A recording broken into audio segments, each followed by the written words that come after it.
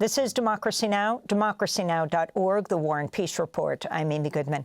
We end today's show with the Senate confirmation of Pete Hegseth as Defense Secretary by one vote on Friday night, and Hegseth's embrace of extreme Christian nationalism. Vice President J.D. Vance cast a rare tie-breaking vote to confirm the former Fox News host and combat veteran who faced accusations of rape, spousal abuse, repeated public drunkenness, and financial mismanagement of veterans organizations. 3 Republican senators joined Democrats opposing. That's the former Senate Majority Leader, Mitch McConnell, Alaska Senator Lisa Murkowski, and Maine Senator Susan Collins. We go now to Denver, Colorado, where we're joined by Logan Davis, a longtime political consultant and columnist for the Colorado Times-Recorder, where his recent pieces headline, "Pete Hegseth and I Know the Same Christian Nationalists." Logan, welcome to Democracy Now! Explain his record and what you mean by extreme Christian nationalism. Thanks so much for having me. Important thing to understand about Pete Hegseth is that he's been very clear about what he believes and what faith communities he sees himself as being a part of. He's written books. He has appeared on podcasts. In Hegseth's case, he is affiliated with a conservative sect of Calvinists who have been driving the classical Christian education movement for a long time, which he is also associated with, embrace things like sphere sovereignty, and have Yes. So sphere sovereignty is the extreme interpretation of Christian nationalism referenced in The Guardian this most recent week, in which there is an understanding of different authorities being given to the church, the state, the family, etc. And ultimately, the church is above all of those. So Hegseth is a member of a faith community that believes in the supremacy of the church over earthly affairs, and has pursued that. And I think there's reason for concern as to which of those beliefs he will bring to the Pentagon. So if you can talk about, for example, his views of women, whether he's talking about getting women out of combat military, what that means, how that fits into his Christian nationalist beliefs. So Christian nationalism, of course, has some variety towards it, to it. In Hegseth's case, he's a member of a community that very much is led by a man named Doug Wilson, based out of Moscow, Idaho. Wilson has been a lightning rod for controversy over the last few decades for his positions on things like slavery and the separation of church and state, and in this case, whether or not women should have the right to vote. He has said that that was bad for the family. In this community, there is a certain chauvinism, and I think it is interesting that Hegseth is stepping into this role shortly after we've had conversations about women in combat roles, about greater egalitarianism in the military. I would expect that he's going to see some of that rolled back, and I think that his spiritual leaders and folks like Doug Wilson would be pleased to see that. So talk more about the glorification of the Confederacy as a godly cause within Reformed Calvinist circles, and their views of slavery, particularly what Pete Hegseth has said. So we know that Hegseth has strongly endorsed Wilson's take on this. Doug Wilson has made the Confederacy a pretty popular trope in Reformed and classical Christian education circles, which has always been interesting to me, given that he is not even a Southerner. Going back several decades, Wilson has really embraced a neo-Confederate strain. 2 decades ago, he wrote a pamphlet entitled Southern Slavery as It Was, with a guy named Steve Wilkins, who was the head of the League of the South, which is listed by the Southern Poverty Law Center as a hate group.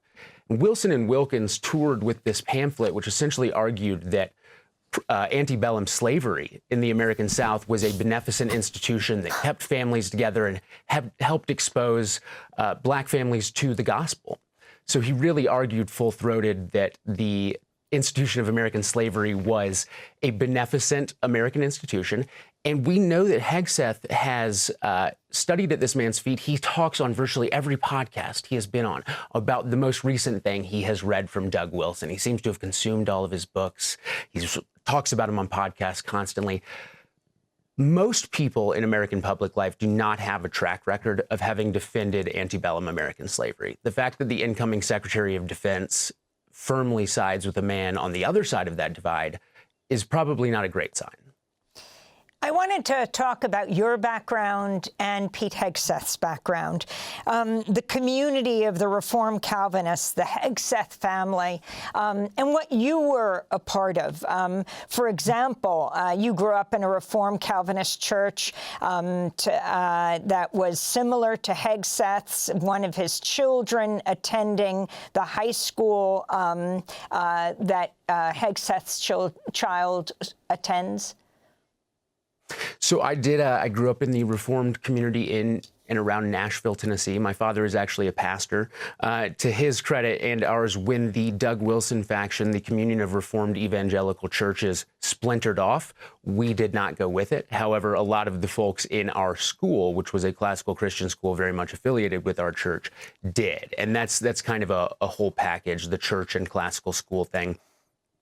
So I do know many of the same people as Hegseth. The classical school that he moved to Nashville to send his children to is kind of a bookend to the one that I grew up in. They are on either end of the Nashville area. Several alumni from my school have taught his children. I'm very familiar with the doctrine and the curriculum that they share because I was taught much of it as a child, less so on the doctrine side towards as things got a little bit later. We were never, for instance, on the slavery defending end of things.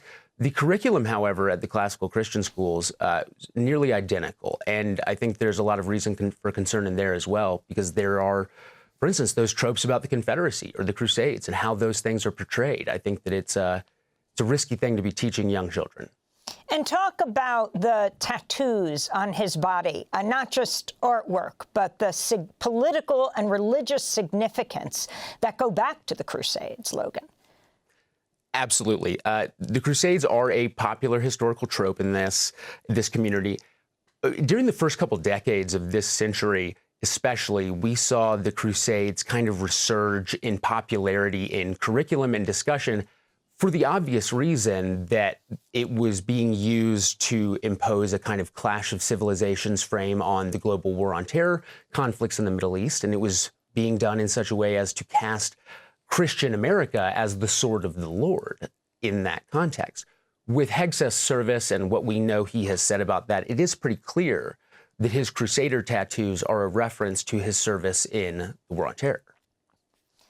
So in this last minute we have, if you can respond to him becoming head of this 3 million person organization, the charges against him of spousal abuse, of rape, but they were non-disclosure agreements, non-disparagement agreements, repeatedly of public drunkenness and driving to veterans organizations. Well, of financial irregularity in running these two organizations. This is the thing about Hegseth, right, is we can talk about his faith, we can talk about his community. The biggest problems with Hegseth, I mean, his beliefs are troubling, but he is wildly unqualified for this role. He also has a long track record of demonstrating a fairly serious moral unfitness to be in polite society. My biggest concern with that is a man holding these fairly intense, far outside of mainstream beliefs, finding himself in a position well beyond anything he is qualified for or has experience in. I think that puts us in a position where he is likely going to be leaning on these controversial faith leaders in his life more than somebody with adequate experience for the job might. So I think we do need to be concerned about. Logan, we're going to have to leave it there. Thank you so much, but we'll link to your article in the Colorado Times reporter, Logan Davis. I'm Amy Goodman. Thanks so much for joining us.